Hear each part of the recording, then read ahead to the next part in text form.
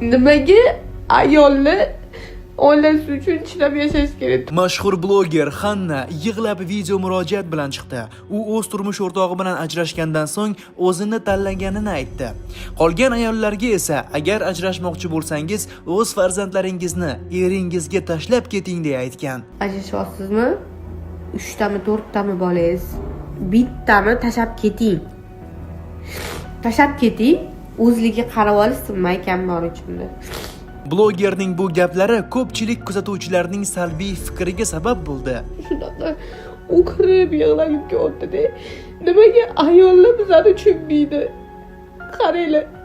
Hamma blogerman. Hammani pulim bordi. Anita puli yo'q ayollar qancha puli yo'q ayollar. Bloger Instagramdagi ko'p videolar soxta ekani, hamma baxtlilar ham to'liq baxtli bo'lmasligini aytgan. Meni ham okeylar yarashish uchun qancha harakat qilib gullab bergan o'sha paytda post qo'yib, men baxtliman, meni erim ketdi deb qo'ysam bo'lardi. Yo'q, men o'zi baxtsiz bo'lganligim uchun u narsalarni qo'ymasdim. Mana gul berilgan, men basharani qaranglar. Bu bashara baxtli basharaga o'xshaydimi? Yo'q. Videoga bir dona like bosib qo'ying. To'liq videoni tomosha qiling. Bunaqa primoy kameraga qarab gapira olmayman. Nimaga ayolni oilasi uchun chidab yashash kerak? To'g'ri, uni nima deydi? Oxirida mukofoti bordir. Lekin baribir ayol o'zini tanlash kerak. Har doim so'raysizlar, nimaga ajrashdingiz? Men ham hayotim ideal bo'lganida ajrashmadim men. Men o'zimga kerakligini, men asablarimni o'zimni tanlaganim uchun to'g'ri 1 yil ajrashmadim. 7 yil deganda 3 ta bola bilan ajrashish, o'zim ham sohiba ham 3 ta bolasi bilan ko'p bunaqa kaltalar bilan banda ham oxirgi oila shunaqa narsalar bordi-da. Yashamayman degan sarim mana g'alati gaplar ijod. O'shaning uchun men necha marta intervyularda sizlarga harakat qildim yetkazib berishga shu narsani. Endi meni tushunmayotgandirsizlar, balki tushunmayotgandirsizlar. Ajrashyapsizmi? 3 tami 4 tami bolangiz. Bittami tashlab keting. Tashlab keting, o'zligiga qarab olsin, maykam bor ichimda. O'zligiga qarab olsin. To'g'ri qiyin. Har kun o'qcholab yotgan bolangizni har tashlab ketish, lekin sizda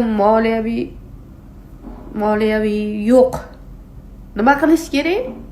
Nemetskiy расчет qilish kerak. Dubayda bola otaga qoladi 100%li. Dubayda.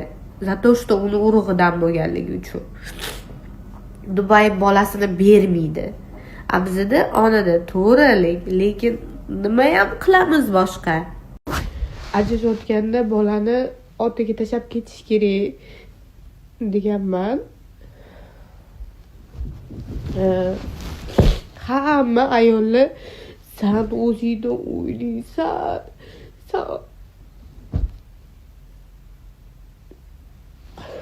Shunaqa o'kirib yig'lagim keldi-da. Nimaga ayollar bizani tushunmaydi? Qaranglar. Hamma blogerman. Hammani pulim bordi. Anita puli yo'q ayollar qancha puli yo'q ayollar. Ovozim bo'g'ilib qolgan. Ular nima qilsin, qaqqa borsin, qatdan pul ishlaydi.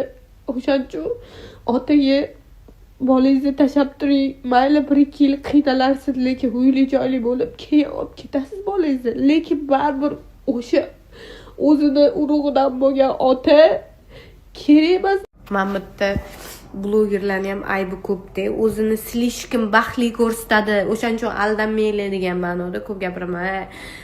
Mana Instagramdagi 50% yolg'on hayot. Meni ham okeylar yarashish uchun qancha harakat qilib gullab bergan o'sha paytda post qo'yib, men baxtliman, meni erim ketdi deb qo'ysam bo'lardi. Yo'q, men o'zi baxtsiz bo'lganligim uchun u narsalarni qo'ymasdim.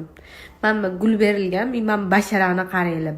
Bu bashara baxtli basharaga o'xshaydimi? Yo'q. Kulgim qistaydi. Baxtli bashara boshqacha bo'ladi, baxtli ko'z boshqacha bo'ladi. Shunaqa baxtli insonni toparman, xudo xolasa degan ma'noda o'z hayotimni qurib boshlayapman. Hali ham davom etyapman.